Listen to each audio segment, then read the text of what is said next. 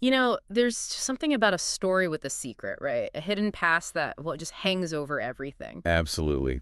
That kind of mystery really pulls you in. And that's exactly what we're diving into today with Nora Roberts' novel, The Obsession.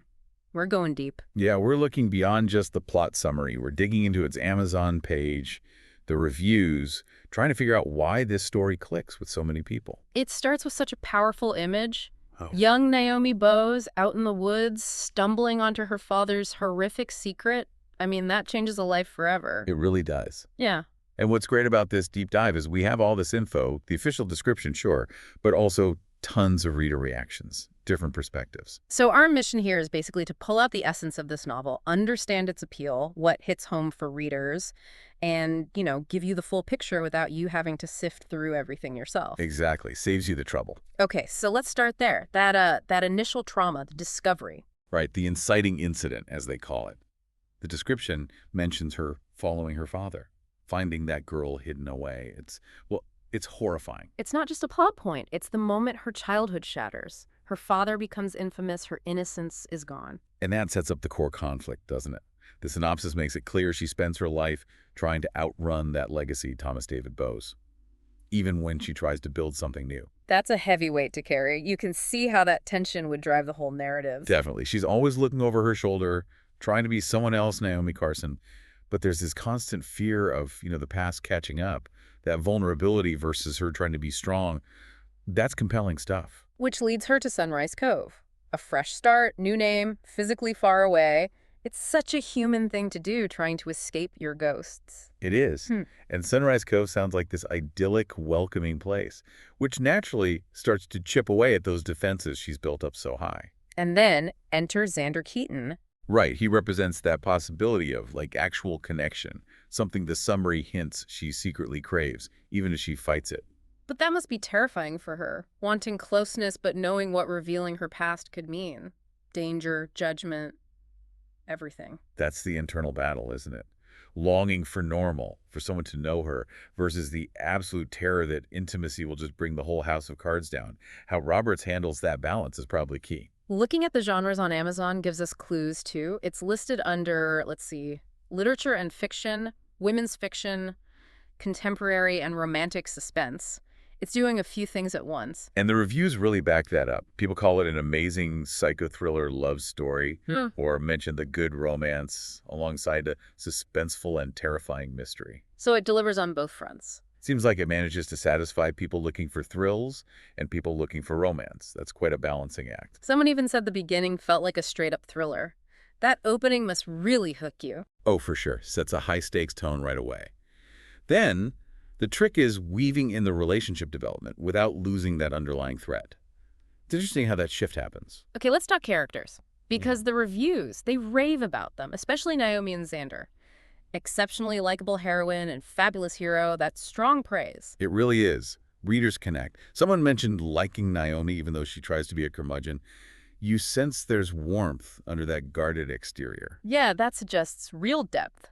And it's good. Xander isn't just, Mr. Perfect, a good guy without being a cardboard cutout. That makes the romance feel more real. Absolutely. You need characters you believe in, characters you care about, for either the suspense or the romance to land emotionally. Yeah. It makes the stakes feel higher. And it's not just them. People mention the supporting characters, the uncles, Seth and Harry, and her brother, Mason.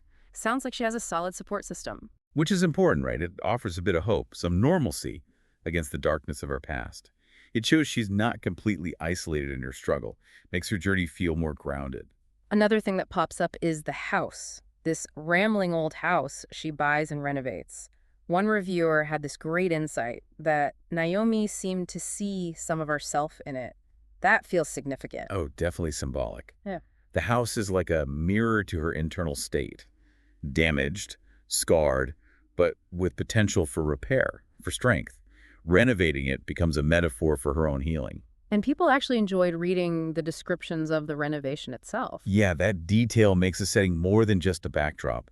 It makes her efforts feel tangible, like you're watching her build this sanctuary, literally and figuratively. What about the writing style itself? How does Roberts pull it all together? The feedback there is pretty consistent and positive. Phrases like easy to read, great dialogue, crisp and flows right from the page. So it's accessible, easy to get lost in. Exactly. The writing doesn't get in the way. It lets you focus on the story, the characters, the tension. Although pacing seems to be a point where opinions differ a bit.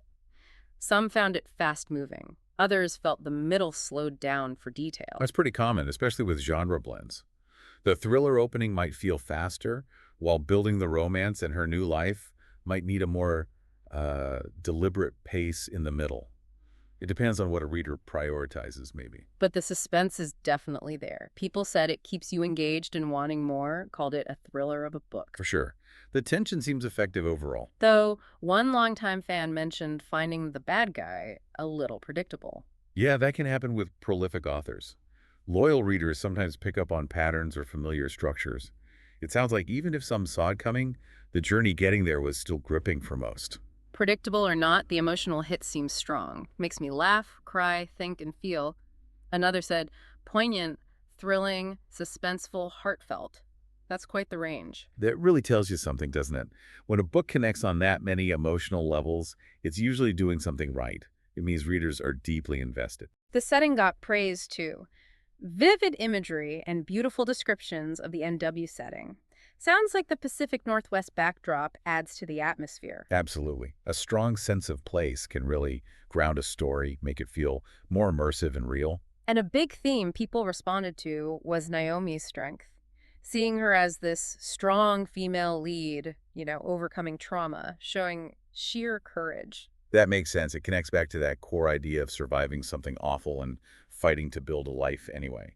Characters who show that kind of resilience often resonate strongly. It's interesting, one reviewer kind of acknowledged it felt similar to other Roberts books, but said that's almost unavoidable with such a huge backlist. That's fair. Authors develop their style, their favorite themes. For fans, that familiarity can be comforting, part of the reason they keep coming back. Now, we should mention again, we're focusing here on the audiobook version of The Obsession. So if you like listening to your books, this one's a solid listen, 14 hours and 19 minutes long.